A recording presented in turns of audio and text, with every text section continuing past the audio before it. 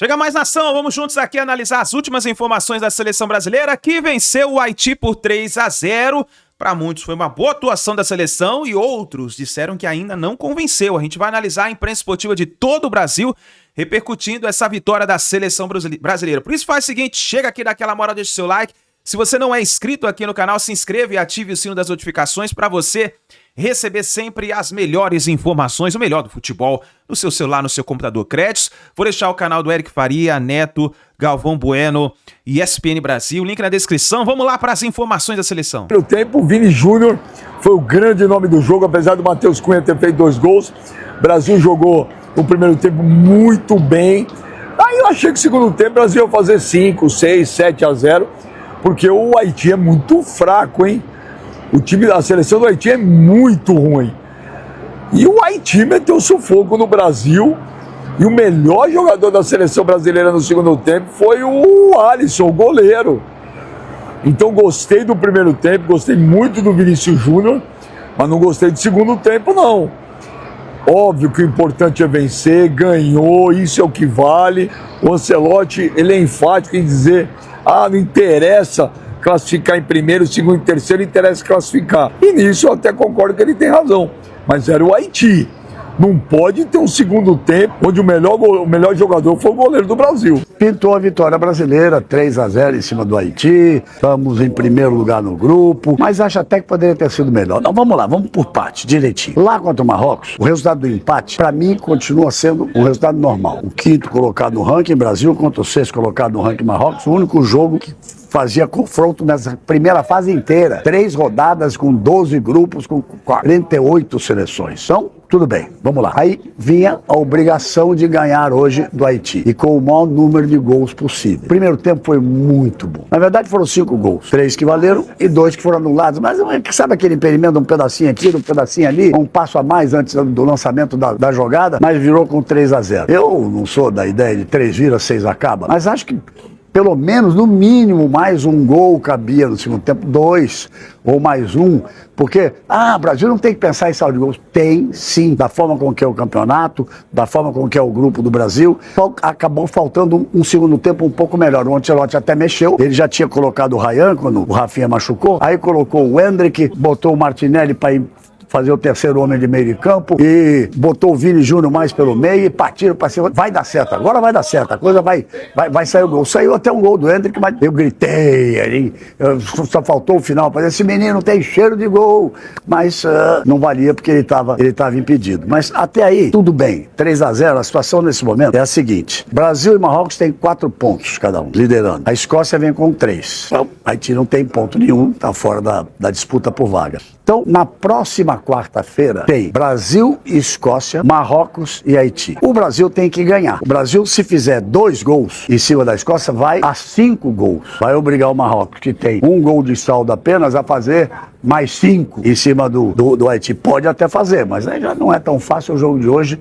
mostrou que não é tão fácil. Por isso é que eu acho que o time brasileiro devia ter continuado com a mesma pressão, marcando a saída de bola no segundo tempo, principalmente na metade do segundo tempo para frente. Mas o que eu não gostei mesmo, foi de nos últimos 15 minutos o Brasil vir para trás com 10 jogadores na entrada da área para garantir um resultado de 3-0. Muricy, grande Muricy Ramalho, comentando, disse assim, mas Galvão, quem tem que se fechar para garantir resultado, para não tomar mais gols, não tomar uma grande goleada, é o Haiti. O Brasil não pode ficar trancado ali para garantir uma vitória de 3-0. É importante não tomar gol, tá certo, mas tinha que ir em busca dos outros gols. Então faltou um pouco de jogo, bem melhor do que o primeiro jogo, jogou o Brasil.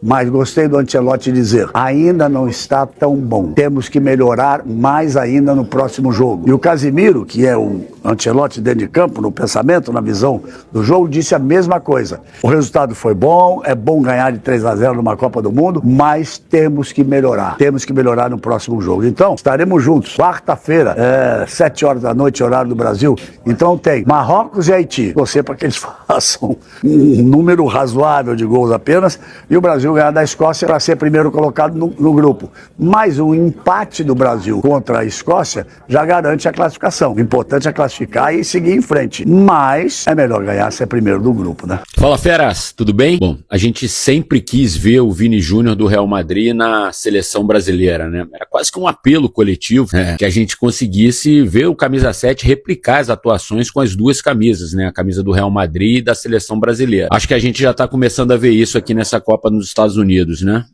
O Brasil fez 2 jogos, o Vini marcou 2 gols, deu uma assistência, participou diretamente de um outro gol, né, quando ele chutou contra o goleiro do Haiti, que deu rebote, o Matheus Cunha aproveitou a chance. Enfim, acho que está na hora da gente admitir que o Vini Júnior é o nosso grande protagonista nessa Copa de 2026. O Brasil, a gente sabe, ainda não é uma equipe confiável. Se a gente for imaginar confrontos contra equipes mais fortes, a gente ainda está alguns degraus abaixo, a gente ainda está algumas prateleiras abaixo, mas enfim, se a gente ainda tem alguma esperança, e a gente sempre tem esperança do Brasil na Copa, né? Essa esperança atende pelo nome do Vini Júnior. Sempre houve muita desconfiança em relação ao Vini, as pessoas sempre olhavam torto pro Vini, o Vini não é isso, o Vini não é aquilo. Olha, o Vini Júnior já está entre os grandes nomes dessa Copa do Mundo. Falta muito ainda, mas ele foi eleito 2 vezes o melhor jogador em campo em 2 jogos do Brasil. Ou seja, a seleção brasileira tem que caminhar, tem que evoluir, tem que melhorar. E a gente admitir que a gente tem um protagonista sim, e ele atende pelo nome do Vini Júnior. Hoje, a seleção brasileira é Vini Júnior e mais 10.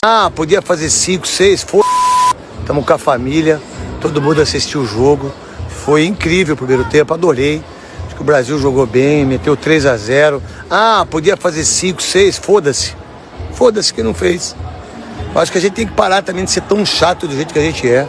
Sacou? Ganhou o jogo, ganhou 3-0, tá com 4 pontos, 2 jogos, joga contra a Escócia, ganha, vai pra 7 e tá tudo bem. O que precisa fazer é o Ancelotti parar de ser medroso e de colocar um time mais jovem. Só isso, no meu ponto de vista. Do restante, parabéns à seleção brasileira, parabéns aos jogadores, correram o que tinha que correr, ganharam o jogo de 3-0 e vamos pra cima da Escócia, ganhar, ficar na primeira colocação, ficar nos Estados Unidos de vez de ir pra Monte Rei, entendeu? Tá o pessoal lá que joga bola aqui no Oceano, praia, é nóis, Praia Grande, Rádio Craque Neto. Mas também ganhar do Haiti é fácil. Gente, o que tem que fazer contra uma seleção fraca é o que o Brasil fez hoje. Se impor, ter uma atuação sólida e construir um resultado dilatado. O Brasil fez um bom primeiro tempo contra o Haiti. É preciso destacar a Copa do Mundo que o Vinícius Júnior está fazendo até agora. É o protagonista dessa seleção. Os gols todos têm passado por ele. Importante destacar o papel do Matheus Cunha hoje, que foi, ao mesmo tempo, esse armador, esse cara que ajuda na construção, mas também aparecendo na área para finalizar. No Maracanã, por exemplo, contra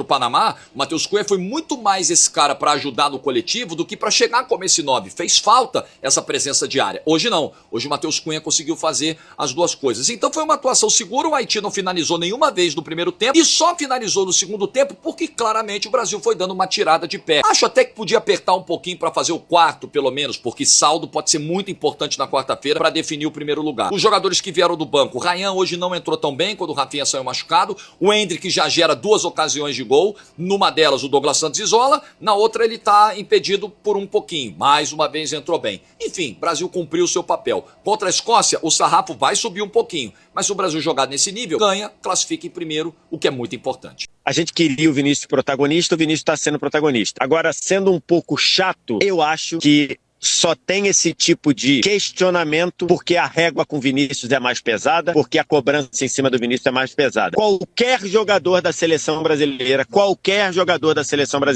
que num 3-0 ele chuta e dá o rebote, ele gera a separação para chutar e dá o rebote no primeiro gol. Ele dá assistência pro segundo gol e ele faz o terceiro gol e o jogo é 3-0, qualquer jogador não ia nem lembrar que ele errou, tá? Não iam nem lembrar. Se ele tivesse saído 8 vezes com a bola pela linha de lá, não iam nem lembrar. Agora com Vinícius, todo mundo, e não tô falando daqui, tô falando num geral, todo mundo lembra por quê? porque a régua para o Vinícius é mais pesada, que a cobrança no Vinícius é mais pesada, talvez seja isso mesmo. Talvez seja que o Vinícius sendo cobrado como uma prateleira 0-1, que talvez muita gente imagina que ele seja, né? Que ele seja, mas o Brasil fez 4 gols na competição. O Vinícius tem participação direta nos 4, inclusive se fosse um jogo da Champions, que é um critério que eu discordo, tá? Mas é o critério da UEFA. Eu acho esse critério uma aberração, mas é o critério da UEFA. Se fosse num jogo de Champions, a finalização dele que gerou rebote seria contada como assistência. Eu discordo, tá? Discordo. Eu não gosto desse método, mas seria isso. Gostei muito. Já tinha gostado contra Marrocos. Eu acho que a gente, não é exagero nenhum a gente falar que o Brasil conseguiu achar o seu gol graças ao Vinícius, uma jogada individual dele. Tem uma participação do Bruno Guimarães, mas o Vini é uma jogadaça dele para poder empatar com o Marrocos. E ontem ele fez uma partidaça. E aquilo que o Beckler tem falado aqui, ele pega, ele arrisca, ele tenta e vai. Eu estava esperando ver na Copa do Mundo esse Vini aí. Quando a gente tava cobrando o Vini, e cobramos o ciclo inteiro, voltando e registrando, deixando registrado que ele não fez uma Copa do Mundo ruim, muito pelo contrário, ele fez uma boa Copa do Mundo, foi mal substituído contra a Croácia, mas o ciclo dele teve muito aquém. Até porque ele faz um grande ciclo ele faz uma grande... Né, ele tá jogando muita bola no Real Madrid nesses tempos e na seleção muito abaixo, muito abaixo. Então, esse era o Vini que eu queria ver na Copa do Mundo. O Vini ontem fez uma partidaça. Agora parece que é Danilo mesmo. É o Danilo, mas existia aquela questão do Wesley, o Militão, se tivesse à disposição, o Ibanez sendo usado como lateral, enfim. Eu acho que o lado direito, até pelo corte do Wesley e pelo Ibanez ser um jogador com características diferentes, o Danilo é titular dessa equipe. Mas o Douglas Santos, ele ganhou por méritos, não foi corte de ninguém. Foi justamente pela concorrência na lateral esquerda, né? Ele tem o Alexandro, que é um jogador que é da confiança do Carlo Ancelotti. Então, ganhou a posição do lado esquerdo, falta o ajuste fino para se entender melhor com o Vinícius Júnior lá na frente. Porque o Vinícius Júnior muitas vezes fica isolado pelo lado esquerdo, tem que jogar um pouquinho mais por dentro para poder dialogar com os atacantes no corredor central. É só o segundo jogo, a gente espera que a engrenagem comece a funcionar, inclusive essa ligação ali na esquerda com o Vinícius Júnior, mas vamos voltar para Filadélfia, o palco do jogo mais uma vez com o Bruno Vicari e com o Zinho, para falar dos laterais. Brunão, achamos os laterais? São os dois? A gente estava ouvindo exatamente a discussão entre vocês, eu não tenho essa dúvida, Zinho, que são de fato os dois jogadores. Vale sempre a gente lembrar que, especialmente do lado direito, o Danilo tem uma questão de idade um pouco mais avançada, então vamos ver como é que vai ser esse controle também em relação a esses dois atletas que já têm mais de 30 anos, Zinho. Mas para mim são esses dois. Se nós tivéssemos um lateral de origem, eu diria que o Danilo ia revezar, né? Seria aquele jogador para ser utilizado às vezes como um zagueiro ou como um terceiro, para liberar mais o lado esquerdo. Mas nós não temos. O reserva dele é o Ibanez, que é lateral e que teve a oportunidade e não foi bem contra Marrocos. Por ele conhecer a posição, por ele já ter jogou até de lateral esquerdo, o Danilo também, de volante. Então é um cara que tem uma liderança, tem uma leitura de jogo, tem uma confiança. Para mim, nesse momento, ele é o titular da lateral direita. Aliás, não é só a idade, mas principalmente a característica. A gente viu o Douglas Santos até avançando mais. Saiu mais. É a confiança também, porque ele não sabia que seria titular no primeiro jogo. Isso. Ele mesmo falou. Fiquei sabendo 2, 3 horas antes. Então, assim, quando ele joga, é um jogo difícil, ele é um jogador mais posicional. Ele fica mais ali guardando, saindo muito na boa. E aí ele ganha a confiança porque o treinador o mantém, ele é elogiado, porque de um jogo ruim ele não complicou, vamos dizer assim. E aí ele vai para a coletiva, aí ele se solta mais. O lado esquerdo no primeiro jogo funcionou, hoje o lado direito funcionou um pouco mais, né? Mas eu acho que o Douglas Santos foi bem hoje também. Ele até arriscou mais, saiu mais pro jogo. Eu acho que assim, não são os laterais que todo torcedor sonhava, mas é uns caras que vão dar conta do recado, principalmente na fase defensiva. Sim. Porque na fase ofensiva, o Ancelotti ele aposta nos pontas. É o Vinícius Júnior que faz o corredor, que faz a amplitude, que vai para o 1 contra 1. Aí ele coloca o Paquetá para dar uma ajuda ali, quando só o Paquetá coloca o Martinelli, que é o especialista de fazer esse corredor. Isso. Então fica um setor fortalecido para o Douglas. Do outro lado era o Rafinha, depois foi o Ryan, e pode ser o Luiz Henrique, com o Bruno chegando ali, dando uma ajuda. Então ele está montando pequenos grupos dos lados, né? Um jogo apoiado, como se fala hoje, acho que resolve dos laterais não serem vulneráveis somente no sistema defensivo, que é o que ele quer. O que precisa é continuar evoluindo para a construção, lá a parte da frente, né? Hoje ele abriu mais o jogo. Teve 2 jogadores abertos para ter 1 contra 1.